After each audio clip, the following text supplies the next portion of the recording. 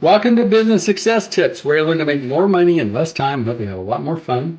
I'm your host, Paul Sanneman. I'm founder of Contractor Staffing Source, of Contractors Build Great Teams. My guest today is Jeff. I'm going to pronounce your last name. I want to get it right. Eschliman, Jeff Eschliman. Eschliman. Okay, Jeff Eschliman from Rise Leadership. So, Jeff, what does Rise Leadership do? Rise Leadership is really the third leg of what I do in my practice. And the way Rise is set up is to help both frontline and next level leaders with the skill sets that they need to be successful. So the first leg for me is coaching one-on-one with CEOs and oftentimes their leadership teams. Bucket number two for me is doing strategy work with organizations, helping them build out the plan for the organization to be successful. But Rise was created to help those really front and midline leaders. So if you think about somebody that's in a newer management or leadership role for the first year to three-ish is generally who falls into the Rise bucket. Okay, now question. We do a lot of small companies between 5 to 25 people. And as a coach, my issue was, how do you help a person transition from a craftsperson, for lack of a better term, like a good plumber, electrician, whatever, to a leader or an entrepreneur? How do you make him make that emotional switch? Well, for us, it's really about the skill set that goes along with the experience. And I'm, I guess, fortunate that I grew up as that literal hands-on worker, craftsman that became a first-time manager myself.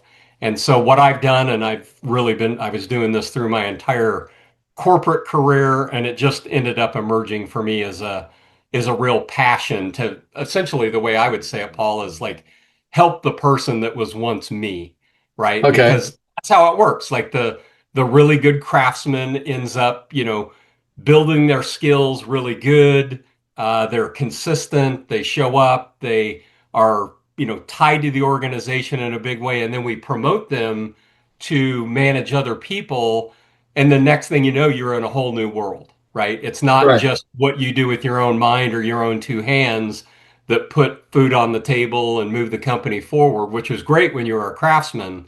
But now you're in charge of these other people, right, who used to be your peers at one time, and now you're the boss, and they're coming to you with their problems, and you're seeing their problems play out, in their work, and equipping those folks with the understanding and really the tools. I'm a big tools guy. I want to put tools in the hands of the people that they can move the needle. Literally, the day that they come out of one of our courses, they can take the work, they can take the knowledge, because I don't believe knowledge is power. I believe knowledge is potential, and it needs to be applied to be powerful. And so I'm a big tool. I like to equip those frontline leaders with tools. So the problem, if you're a hammer, everything's a nail, right? So when you look at these guys, and when I was a kid, the kids worked hard. I didn't have to tell them what to, they have this, like, they came from whatever work ethic they came from, right? Right. And nobody told me what to do. I just knew what to do. And a lot of these, most of them are guys, mostly guys,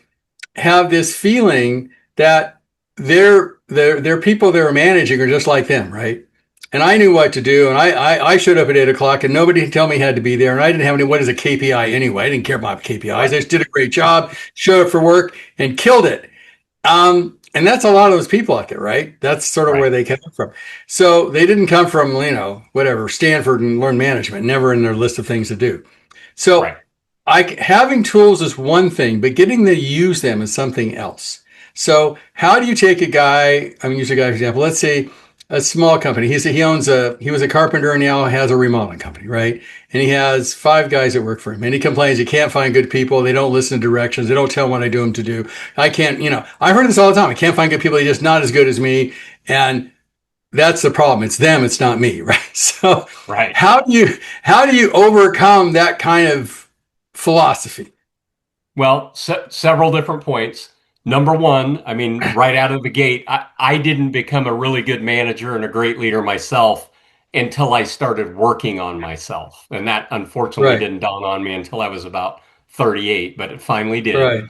And so like the reason my coursework is different is because there are required reading books, there are homework in between the sessions, there's the you come back to the next session and we're going to recap what we talked about before. And not just recap, but I want to hear now how you've taken those tools and how have you applied them. Because if you're not willing to change at any level in the organization, then the chances that you're going to get something different, right, is Right. highly Well, unlikely. Jim Rohn, one of my favorite quotes of Jim Rohn is work harder on yourself than you do on your job, right? Correct. And that is something that a lot of people that have fought their way up or whatever never really considered working on themselves as work, right? They don't consider, I mean, meditation's way far out there. Physical exercise, Correct. maybe if you have the time. Reading books, who's got time to read books? I had one thing happen. You probably didn't relate to this, Jeff. It was many years ago. It was one of those aha experiences. I was driving with my son and his friends, right? And we were going up to a ski resort or something. He goes, Mr. Sanneman, you're very successful. You make a lot of money. Love what you do. What can I do to be like you? And I said, well, you need to read thinking. I gave him a list of 3 books to read. Think and Go Rich, Power Policy. I said, read these 3 books. I don't have time to read any books. And that's the challenge, right? Right. So you have to be able to break through. And the biggest oftentimes question that I ask in my coaching practice or in leader training, if somebody says, I don't have time to read the books, and it's like, what you don't understand is you don't have time not to, right? Right. And it's, again, if you want something different, or the question that I ask all the time, Paul, is, well, how's it, hey, I have 5 guys and I was the solopreneur and now I'm trying to build Right. my remodeling company and I don't have time to read a book. And I would say, well, you're obviously frustrated. Like, how's that working for you? And, Right. then they give their answer or their excuse or whatever. And they would, Mhm. generally come back and you say, are you telling, just like Jim Rohn used to say, if I read this book, would I get better? And then it's the encouragement. It's like, well, why don't you try it? Why don't we work together? Why don't you read the book and tell me if Right. things change? Right. I mean, that's true. I mean, I remember one time I was sitting down my old coaching career and I was sitting down with a guy and I said, we were working on strategic planning and goal setting and, that kind of stuff. And I says, you really don't value what we're doing. He goes, bullshit. I took off work to do this stuff. Right. And that's when I usually talk about the 3 buckets of investment. Like if somebody's going to invest in coaching or a class to send their people, I start every session with any new team off talking about the investment. There's the money, there's the time that you're going to pay, the money you're going to pay to do it, the Right. time that you're going to take, right? Like, hey, I took off to be at this thing. And then number Right. 3 is the one that doesn't get talked about much, which is opportunity costs, which is what could you be doing instead of doing this, right? Or what Right. most people would call my day job. So Right. it is a big investment of all 3 types to improve yourself. But at the end, I've never found any shortcut to this. No, I haven't. And I think the interesting thing is a lot of these guys grow up, for lack of a better term, work harder, not smarter. And so they value, you know, if I can physically make it work, like I was swinging a hammer or I was building a house, they evaluate, make their value based on what they've built or done, right? Right. And they don't base their value on what they've learned. And I think that's a big shift that people need to make is who you are is more important than what you know. And that's a shift that some people have a difficult time making. You know what I mean? Well, and that very same shift would probably need to occur for somebody that's the remodeler with 5 people, like because you're no longer just the solopreneur or the worker, you're now building a business, right? And this Right. happened for me because I was in the home building industry, and I got a Mm-hmm. lot of satisfaction out of like delivering the American dream and putting a Right. set of keys in somebody's hands. And when I became a manager and then a senior level leader, I was seemingly missing that, right? Like the Right. tangible sort of reward of this is the work product. Right. But what I was more than able to replace that with over my career and my experience was the development of other people. I mean, Right. it's as But it's, close to like having grown kids that are now successful right. adults. It's the next best thing. And I think, if you base your self-worth on who you've helped versus what you've done, it's a mind shift that some people have to make. And unfortunately, or fortunately, it's sort of abstract, right? It's not like you can look at the house, you can look at what you put in. It's like, wow, I love my job and I didn't used to. Or, I go home to my wife and I'm happy with what I did all day. It's way more abstract than, a house.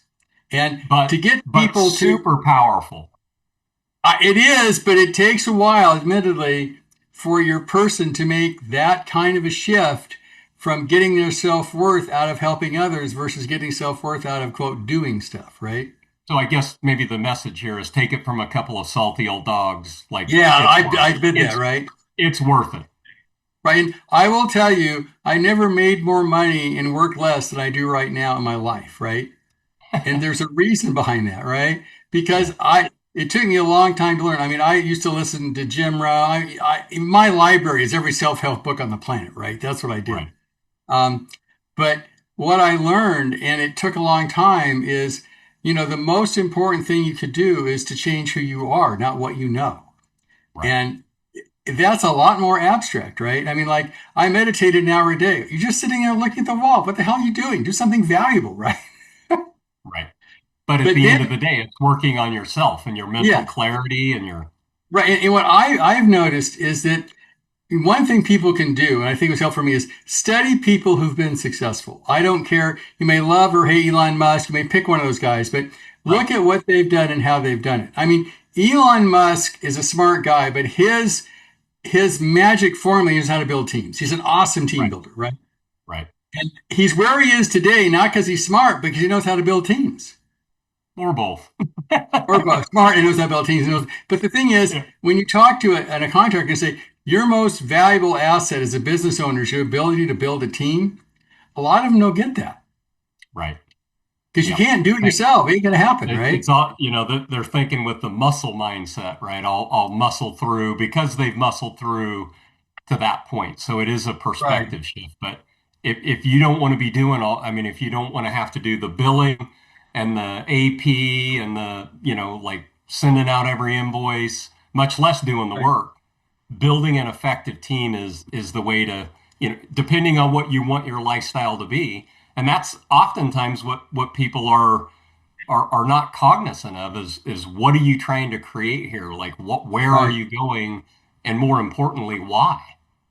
The thing is, if you're building a team, as a leader, you better personify the values in that company, why people want to come to work for you. Because Exactly. if you aren't the person they want to work for because of who you are, it doesn't work. That's why the old, parenting strategy that doesn't work so well is do as I say, not as I do, right? That doesn't Right. work if you're a parent, and it doesn't work if you're a leader in an organization. Right. And so, how does one, let's say, okay, I sort of get it. How do I get the leadership? I mean, there's a zillion books out there. We have information overload, literally, and you can go to AI. Now you can go to your phone. It's your best new coach. And you can say, tell me, and it comes back, I think AI has intelligence, but not wisdom. And that'll admit that, it knows, how to build a boat, but it doesn't know where to take it. So, Right. Right. and so AI is really good for intelligence. You can say, give me 5 marketing plans or give me what it's really a good tool for that, but it isn't, I think that one time it gave me the difference between wisdom and intelligence is knowing that tomato is a fruit and wisdom is not putting it in a fruit salad, right? So Right. Exactly. it's an entirely different thing. So Yeah. how do you go about, I'm sure you're taking people, how do you go about, helping with that wisdom, working on yourself, help these small business people become the leader, become, the entrepreneur, become that person who they look at and say, I want to be like that guy. He has a great time. He loves what he does, travels all the world. He has all the money he needs. How do I do that? Yeah. For me, the real magic is in the application, right? It's yes, having the knowledge, that's why AI is smart, but it's not wise. And so Right. that's why my greatest joy is working with, like we said, those frontline leaders with Rise Leadership, but it's working with the CEO of a $10 million company who's growing it. And when I do the one-on-one coaching, then, it's less about the books and more about our conversations about what's going on in their life and business, right? Right. And then creating, first of all, that vision about what they want and where they're going and when they want to get there. And then we get to work on the journey. And then we sort of unpack all those, sort of obstacles that occur, whether it's the cash flow situation or, as we've already alluded to, like hiring and building a team or coaching them up for performance or adding KPIs into the organization so you understand where your accounts receivable is and you understand what, where your projects are, all of those kind of things. But what it really boils down to is application, is taking the stuff, and I don't know that I'm uniquely qualified to do this, but something that's emerged over my career is I'm able to simultaneously support, like help somebody, but I'm also very good at the accountability part. And Right. I mean, that's what I really do with one my of the keys to clients. being a coach is you hold people accountable enough to get them to do it, now, but so accountable they won't fire you. It's like, Exactly. like shooting a messenger, right? Exactly. So, and I would say, a lot of people have coaches, which is great. But to my opinion, if you're not looking forward to your coaching meeting, that's not the right coach. Now he's going to hold me accountable, but you have to. It's like a marriage, a long-term relationship. So respect each other and know that person's in their heart is there to help you in your life, and they're Yeah. just not. And It's not about making a dollar. It's about how can I help this person get what they want, right? right. And I refer to this sort of as the velvet hammer, right? So, Mhm. I'm able to hold people accountable, but just by asking really good questions about what we talked about the last time, what they've applied, what they didn't, asking those questions like, well, how's that working for you? Right. Right. So if you don't find time to carve out to, like go hire a VA or get a voice over IP system where you can, not everybody is calling your phone, things like that. If we've talked about it, 2 weeks ago, and here we are 2 weeks later, and I know a lot happens in between our sessions, but if you don't make the commitment or get help or resources or have your spouse help you out or somebody else in the organization or just a friend who could help you move the needle on something that really needs to be actioned to progress towards that next journey, well, then it's time to, And to get accountable. And as I look at, I just got back from, I did way too many. I did IBS. I did a ton of shows the last 3 or 4 months, right? And the problem was all those shows are about stuff.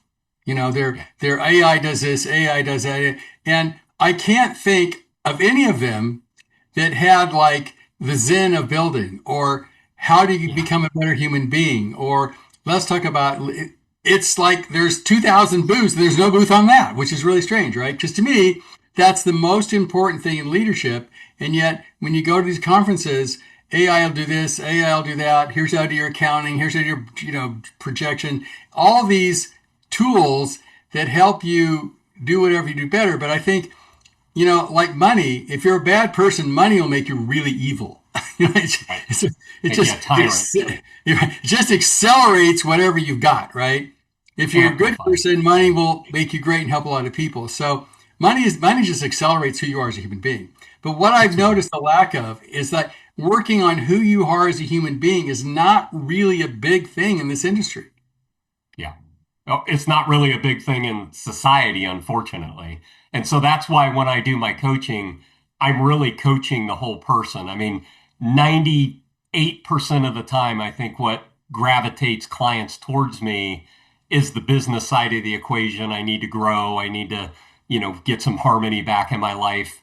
But I'm coaching really the whole person. And that's a smaller part of what we do in our work together. But I mean, the first questions I ask CEOs out of the gate is tell me about how you eat, how you move, how you sleep, right? Because it Right. doesn't matter if we build a great business. We work together for 1 year or 3 or 10, and you build a great business if you're not there to enjoy it, or if you're not getting enjoyment out of the You're not ride. sure why you're doing. I mean, what I did right, I would say, Jeff, is I married my trainer. There you go. There you So, go. so that worked really well for me, right? So Yeah. I'm accountable every day for what I eat, what I do. It's like living with your trainer is definitely helpful to help you, doing well, right? Um, Yeah. So now, I really love what you're talking about. If people want to get in touch with you and they're actually going to deal with you or part of your team, how does your system work? Yeah, I just prefer to start all the conversations myself, really just to make sure it's a good fit Okay. for, the CEO, or if they've got a team that could use some help. I really just like to start with me. So they can find me on my website, jeffeschliman.com, or I'm pretty ubiquitous on LinkedIn. What's it, Rise Leadership? It said too, right? Yeah, riseleadershipaz.com, another place. Okay. All right. So if you're listening to this, I'm going to say if you're willing to work harder on yourself than you do on your job, I would give Jeff a call. Absolutely. If you don't want to work on yourself, Jeff's probably the wrong guy, right? I'm pretty busy, so don't call me. Don't call him. Okay. If Thanks, you Jeff. don't I want to work really hard, don't appreciate. call. Yeah, I really appreciate being here. Thanks. It's great information. I appreciate you. You bet.